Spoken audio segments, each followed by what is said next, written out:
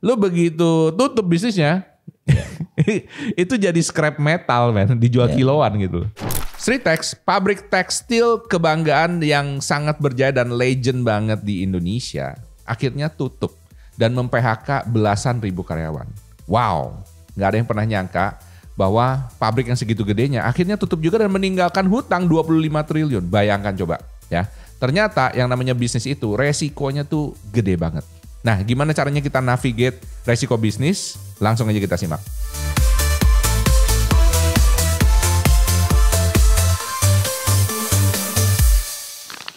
Halo CEO, selamat datang ke CEO Business Online Podcast, tempatnya kamu dapat inspirasi jadi pengusaha sukses yang super seru. Nah, Dri, hari ini kita pengen ngebahas tentang Sritex. Pabrik tekstil yang bukan hanya hebat ya, tapi legend ya. Kalau kita ngomong tuh gedenya tuh raksasa gede banget. Banget gitu ya. Ini kemarin tutup belasan ribu karyawan dipecat di PHK. Kehilangan. Dan ini udah deket momen lebaran, Bang. Oh iya ya. Bayangin coba. Itu kasihan banget itu. Kasihan banget. Buruh-buruhnya itu. Apalagi yang udah senior ya. Itu gimana gitu ya. Nah, menurut kamu gimana tuh kalau ngomong tapi kamu enggak bisnis konvensional? Sebelum masuk ke situ. Ya. Kamu pernah enggak nutup toko atau nutup bisnismu?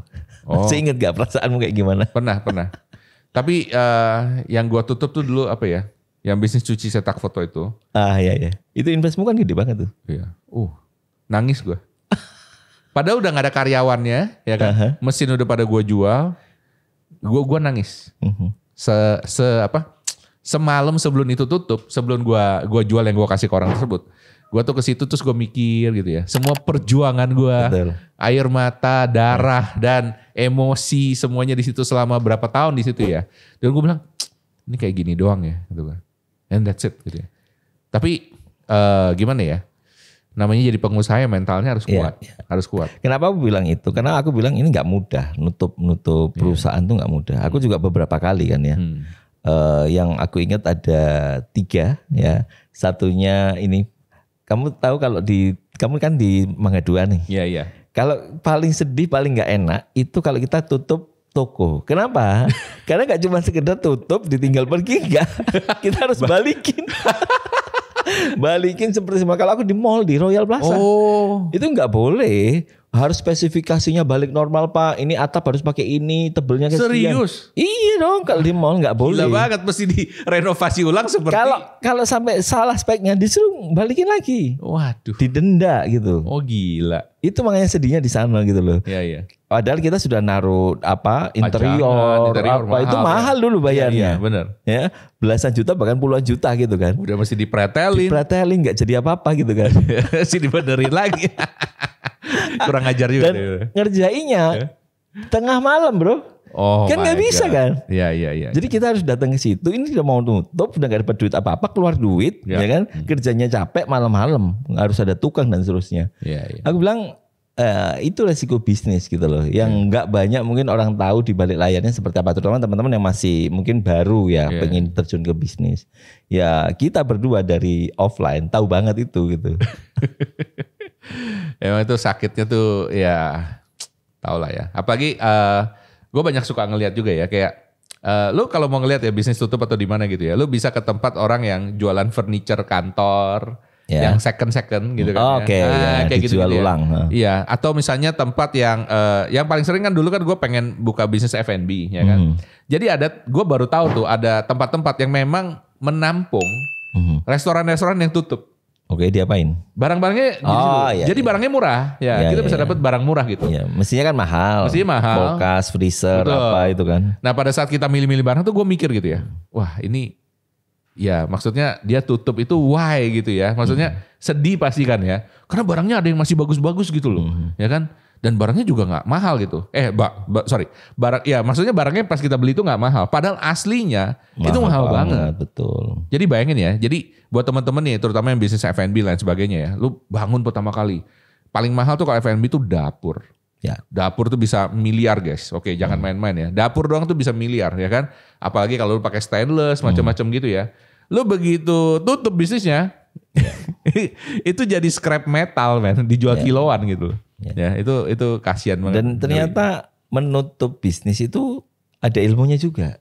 Apa Serius. ilmunya? Iya dong. Karena ada orang itu nutup ketika dia benar-benar nggak punya duit. Itu yang kacau. Itu yang paling parah. Oh, oke. Bayangkan kamu nutup itu kan ada cost-nya.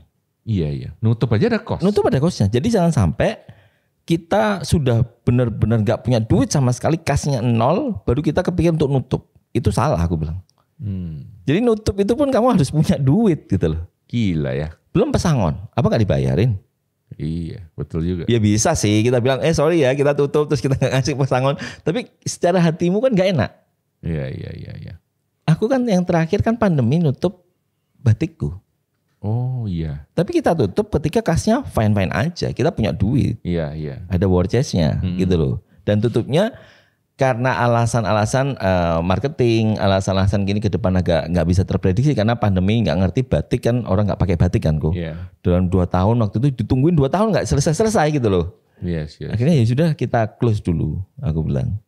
Makanya ya. Jadi ternyata nutup aja Harus ada duitnya. ada duitnya, ada ilmunya gitu. Makanya guys ya, jangan nganggap enteng yang namanya mulai sebuah bisnis. Karena resiko bisnis itu gede banget. Nah untungnya guys, seiring dengan perjalanan revolusi macam-macam bisnis, sekarang tuh ada bisnis baru sih menurut gua yang resikonya jauh-jauh lebih kecil gitu ya. Betul. Nah ini mungkin teman-teman udah tahu gue pengen ngomongin apa ya, yaitu bisnis affiliate. Ya.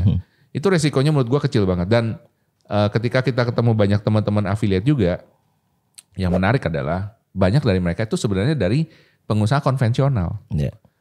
Dan Betul. Gue nanya, gue pikir kan dulu kan namanya bisnis affiliate, oke ini mungkin pengangguran, nggak dapat duit dari mana-mana, nggak diterima kerja atau kemana, ya udahlah gue bisnis affiliate gitu kan ya, kayak anak buangan gitu. Tapi ternyata enggak guys, orang-orang pebisnis yang affiliate yang sukses itu rata-rata justru dulunya itu pebisnis konvensional. Ya. Gue ketemu yang kemarin yang kita di Shopee Super Summit itu, yang di Batam, dia punya perusahaan ekspor. Ekspornya bukan main-main guys, peti kemas men, oke? Ekspornya juga gede-gedean, beberapa peti kemas dikasih lihat gitu. Sekarang tutup, ya kan? Ya udah dia pindah, cuman nge-live dari affiliate. Ada lagi yang punya bengkel, ada yang punya restoran, ada yang punya macam-macam lah ya, semua bisnisnya. Jadi bukan orang yang nggak ada kerjaan, terus ya udah gue kerjaan affiliate aja jadi sukses, enggak. Ya jadi kebanyakan orang tuh memang itu. Dan pas gue nanya, kenapa? Lu ada rencana nggak pengen buka bisnis lagi? Dia bilang enggak lah. Karena bisnis affiliate ini resikonya kecil banget. Nah, resiko terbesarnya apa sih? Resiko terbesarnya apa nih? Affiliate. Ya resiko terbesarnya nggak ada yang beli. That's it gitu. Ya kan? Modalnya juga nggak gede-gede banget. Ya harus ada modal ya gitu ya. Tapi kan kalau konten apalagi ya modalnya benar-benar cuma alat konten ya. Dan ya kamu punya studio konten itu aja gitu kan. Kalau diuangkan berapa itu kira-kira? Nggak ada duitnya sekarang. Bukan, maksudnya kalau beli modal beli awalnya baru. Gitu loh. Ya. Mungkin 10, 15 aja udah 10, 15, 20 udah paling jadi kan. TOP mungkin. Nah cuman itu juga jadi kelemahan bisnis affiliate menurutku. Setuju. Karena modalnya kecil, resikonya kecil, energinya yang ngerjain juga jadi banyak yang kecil juga. Nggak serius gitu loh. Tapi kalau kita bikin toko, modal sejelek-jeleknya kita bikin toko di Royal Plaza yang cuma 3x4 gitu aja, itu aku bilang ya kayak misalnya sewa 2 tahun ya. Anggap aja 40-50 ya. Kalikan 2, 100. 100 tambah interior anggap aja 20, 120. Tambah barang dagangan 30, 150. Itu udah jelek udah. Betul. Itu nggak toko gede ya guys. Itu 3x4 standar lokasi nggak strategis. Itu 150 juta hilang. Gitu loh. Di depan. Belum buka pintu itu. Belum buka pintu. Resiko di depannya udah hilang 150 juta. Sehingga kamu harus fight. Karena kamu merasa ada sesuatu yang gede yang kamu pertaruhkan. Tapi begitu 15 juta bisnis affiliate, itu banyak yang nyantai orang-orangnya. Iya betul. Kerjanya nggak serius, kerjanya nggak rutin gitu ya. Banyak ngeluh dan seterusnya. Karena apa? Ya murah ininya, modalnya kecil gitu loh. Iya, aku setuju sih. Negatifnya di sana justru. Negatifnya di situ juga. Again, sebenarnya balik lagi ke orangnya ya. Mau bisnis apapun, kalau orangnya memang nggak nganggapnya serius dan dia nggak ya maksudnya dikasih tahu ini bisa menghasilkan uang gini-gini, percaya ya kan. Tapi dianya nggak serius, ya percuma. Iya. Percuma gitu ya. Jadi dari dalam dirinya dia sendiri mesti bener-bener serius gitu ngerjainnya ya. Jadi bukan cuma kayak aji mumpung atau hoki doang. Lucunya gini, ada banyak yang komplain gini. Aku udah live Sehari 4 jam, sehari 5 jam. Ya nonton cuma 3, 5, 3, 7, naik lagi, turun lagi dan seterusnya gitu ya. Dan dia males gitu loh. Ogah-ogahan. Ada orang datang live itu masuk ke live-nya dia nggak terlalu semangat, energinya nggak ada, loyo. Tapi kalau dia punya toko, seharian nunggu ya, yang masuk cuma 10, dia semangat loh. Benar. Ada satu aja, wah ini harus closing. Betul. Itu nggak ada di online. Setuju. Iya. Aneh kan, maksudnya lu dulu kalau di offline, ya kalau ngerti susahnya nyari satu pelanggan, itu kamu menghargai satu pelanggan itu kayak gimana. Jadi kamu fight.